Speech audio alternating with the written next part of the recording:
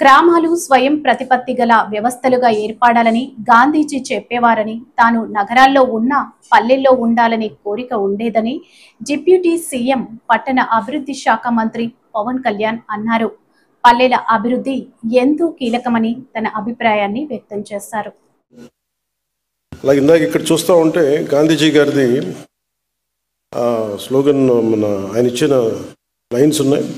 Independence must begin at the bottom, because every village will be a republic, Panchayat having full powers అని. అంటే గ్రామాలే స్వయం ప్రతిపత్తి గల వ్యవస్థలకు ఏర్పడాలి, అత్యంత స్మాల్ యూనిట్. అది నాకు చాలా అవగాహన ఉంది. ఇందాక పట్టాభి గారు చెప్పినట్టుగా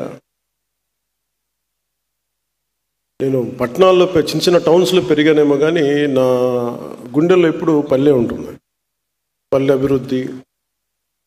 ఎందుకంటే నేను చిన్నప్పుడు పల్లెల్లో ఉండాలనే కోరిక నా జీవితంలో ఇప్పుడు కుదరలేదు, ఇప్పుడు కూడా కుదరకపోవచ్చు. కానీ పల్లె అభివృద్ధి చాలా చాలా కీలకం. ఈ సందర్భంలో నేను పంచాయతీరాజ్ శాఖ తీసుకున్నప్పుడు అప్పటికి శశికుమార్ గారు ఫార్మర్ దాని ముందు ప్రభుత్వంలో కూడా వారే చేశారు. దీనికి నేను 4 మీటింగ్లు అందరం కూర్చున్నప్పుడు రివ్యూ మీటింగ్స్ ఒకటే తెలియజేశాను, సార్ ఇక్కడ ఇది కక్ష సాధించం ఎవరి మీద, నాకు కావాల్సిందల్లా పంచాయతీకి ఏ నిధులైతే ఇవ్వబడ్డాయో అవి సంపూర్ణంగా ఖర్చు కాబడాలి. ఏ ఉద్దేశంకైతే ఇవ్వబడిందో డబ్బు, ఆ డబ్బు సంపూర్ణంగా దానికే నిర్దేశించిన డబ్బు దానికే ఖర్చు పెట్టగలగాలి. ఎలాంటి అవకతవకలు లేకుండా దయచేసి చూడండి అని చెప్పి ఆ బాధ్యత తీసుకున్నప్పుడు ఆయన చాలా మనస్ఫూర్తిగా, శశిభూషణ్ గారు చాలా మనస్ఫూర్తిగా తీసుకొని మేము మన ఇన్ని కార్యక్రమాలు చేస్తుంటే వెన్నంటే ఉన్నందుకు ముందుగా శశికుమార్ గారికి నా ప్రత్యేకమైన ధన్యవాదాలు. అలాగే ఇక్కడ కేరళ నుంచి మన ఆంధ్ర సేవ చేయాలని చెప్పి వచ్చిన కృష్ణతేజ గారికి, మిగతా ఉన్నతాధికారులందరికీ ప్రత్యేకంగా నా ధన్యవాదాలు తెలుపు. మీరే లేకపోతే ఈరోజున ఇంత విజయవంతంగా, ఇంత వడివడిగా రోడ్లు వేయటం నిర్మాణం దగ్గర కావచ్చు, ఫామ్ పాండ్స్ కావచ్చు, నీటి తొట్టులు కావచ్చు, గ్రామాల రహదారులు కావచ్చు, ఈ వేదిక పైన ఉన్న కీలకమైన వ్యక్తులు ఎవరు కనుక లేకపోయినుంటే, అలాగే అదే స్థాయిలో కింద గ్రామ స్థాయిలో కూడా వ్యక్తులు బలమైన సమూహం లేకపోయినుంటే ఈ రోజున ఇంత వేగవంతంగా రోడ్లు వేసేవాళ్ళం కాదు, ఎన్ని పనులు చేయగలిగే వాళ్ళం కాదు. అలాగే మేము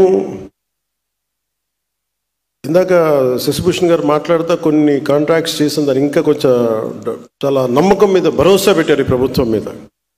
కొంతమంది బంగారం తాకట్టు పెట్టి కూడా మేము పనులు చేసాం. ఎందుకంటే మాకు ఈ ఎన్డీఏ ప్రభుత్వం మీద గౌరవ ముఖ్యమంత్రి శ్రీ నారా చంద్రబాబు నాయుడు గారి నాయకత్వాన, సమర్థవంతమైన నాయకత్వాన నాకు చాలా బలమైన నమ్మకం ఉంది అని చెప్పి డబ్బులు ఇవ్వకపోయినా కానీ, ఇంకా రిలీజ్ కాకపోయినా పనులు చేసినందుకు ప్రతి కాంట్రాక్టర్స్ ప్రతి ఒక్కరికి పేరు పేరున నా ధన్యవాదాలు తెలుపుతున్నాను. కొంత నిధులు కొంత శాతం ముందు వచ్చినంత నిధులు కొంత జాప్యం ఉంది. ఇది కేవలం ఏంటంటే ఇది మన రాష్ట్ర ప్రభుత్వం సంబంధించింది కాదు, ఇది కేంద్ర ప్రభుత్వం అన్ని రాష్ట్రాలకి నిధులు విడుదల చేసే దాంట్లో కొంత జాప్యం ఉంది. అది ఫైనాన్షియల్ ప్లానింగ్లో కొంత జాప్యం జరిగింది. అందుకనే మన ఫైనాన్స్ కమిషన్ మీటింగ్ కూడా జరిగింది. దాంట్లో భాగంగా అన్ని వాళ్ళకి చూసుకున్న తర్వాత ఖచ్చితంగా ఇంకో కొద్ది రోజుల్లోనే మనకి ఆ నిధులు వస్తాయి అనేది నాకు సంపూర్ణమైన విశ్వాసం ఉంది. దానికి మాకు తెలియ కూడా చేశారు. సో మీ అందరికీ ఆ భరోసా అయితే ఇస్తున్నాను మీకు. అలాగే మల్టీ విలేజ్, ముఖ్యంగా నేను చాలాసార్లు ఈ తాండాల్లో తిరిగేవాడిని ఈ అనేక సందర్భాల్లో, తెలంగాణలోని కర్ణాటక కావచ్చు, లేదంటే మన ఆంధ్రాలోని అరకు ప్రాంతాల్లో కావచ్చు. అలాగే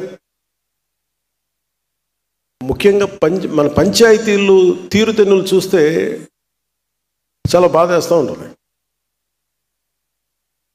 మేము రాగానే ముందు అనుకుంది ఏంటంటే, అసలు ముందు వ్యవస్థని బలోపేతం చేయాలి అంటే ముందు ఒక బాధ్యత గల వ్యక్తిగా, నేను నాకు పరిపాలన అనుభవం లేదు నాకు, కానీ చిత్తశుద్ధి ఉంది, త్రికరణ శుద్ధిగా ఒక మంచి చేయాలని సదుద్దేశం ఉన్నవాడిని. ఒక 2 నెలలు చాలా కీలకంగా దీని మీద అధ్యయనం చేశాం. అందరితో మాట్లాడి అన్ని సమీక్షలు జరిపి అన్ని డిపార్ట్మెంట్కి సంబంధించి అన్ని సంపూర్ణ అవగాహన చెప్పలేను, కానీ చాలా వరకు అవగాహన చేసుకునే మాట్లాడతాను. ఆ సందర్భంలో నేను కీలకంగా తీసుకుంది ఏంటంటే, పంచాయతీరాజ్ అనేది డబ్బులు లేకుండా ముందు బదిలీలు జరగవు, సిఫార్సులు లేకుండా బదిలీలు జరగవు. నేను ఆ రెండిటికి మా పేషీ నుంచి చాలా క్లియర్ కట్ ఇన్స్ట్రక్షన్స్ పెట్టాను. డిప్యూటీ సీఎం పేషీ నుంచి కానీ అధికారుల నుంచి కానీ చాలా క్లియర్ కట్ ఇన్స్ట్రక్షన్ ఏంటంటే, ఒక చిన్నపాటి పై రివీల్ చేసినా కానీ ఇక్కడ ఎవరు దయచేసి ఉండదు, దయచేసి మీరు ఇక్కడి నుంచి వెళ్ళిపోండి. ఎందుకంటే నాకు కింద దాకా అట్టడుగు శ్రామికుడు దాకా దీని ఫలితాలు పొందాలి అంటే ఎక్కడా కూడా లీడ్ చేసే వాళ్ళ దగ్గర నుంచి ఏ మాత్రం కూడా అసలు అలక్ష్యం లేకుండా, లేదంటే పైరివీలు లేకుండా ఉండాలని చెప్పి నేను తీసుకున్న నిర్ణయం చాలా చాలా బలంగా అందరూ దీన్ని ముందుకు తీసుకెళ్ళారు.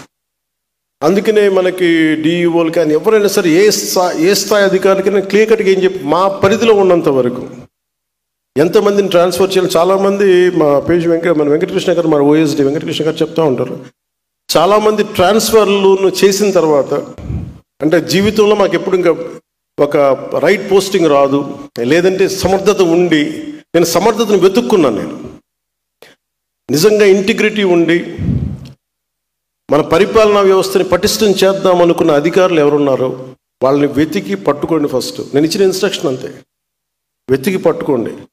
ఎవరైతే నిర్లక్ష్యం కాబట్టారో, ఎవరైతే సమర్థత ఉండి, ప్రతిభ ఉండి, ఇంటిగ్రిటీ ఉండి వాళ్ళు దూరం కాబట్టారో వాళ్ళందరినీ వెతికి పట్టుకొని మీరు పంచాయతీరాజ్ కీలకమైన వ్యవస్థలో పెట్టండి. అలాగే ప్రతి ఎమ్మెల్యే గారి దగ్గర నుంచి, మంత్రులు, క్యాబినెట్ సహచరుల దగ్గర నుంచి నాకు రికమెండేషన్స్ వస్తే నేను ఒకటే చెప్పాను, నేను ఈ కండిషన్స్ పెట్టాను. ప్రయారిటీస్ ఎబిలిటీ కావాలి, సమర్థత ఉండాలి. అట్ ద సేమ్ టైం నేను రూల్ బుక్ని నేను వైలేట్ చేయను, నేను రూల్స్ని వైలేట్ చేసైతే చేయను. అలాగే మీకు ఈ అన్నీ కలిసినప్పుడు మీరు చెప్పే వ్యక్తికి ఆ సమర్థన ఖచ్చితంగా దాన్ని ముందుకు తీసుకెళ్తానని చెప్పి అందరినీ నేను ఒప్పించాను. అలాగే కొన్ని చేసినవి ఉన్నాయి, కొన్ని చేయలేనివి కూడా ఉన్నాయి. ఇది ఒక్కటి ఈ రోజున చాలా సమర్థవంతంగా హెల్ప్ చేస్తుంది.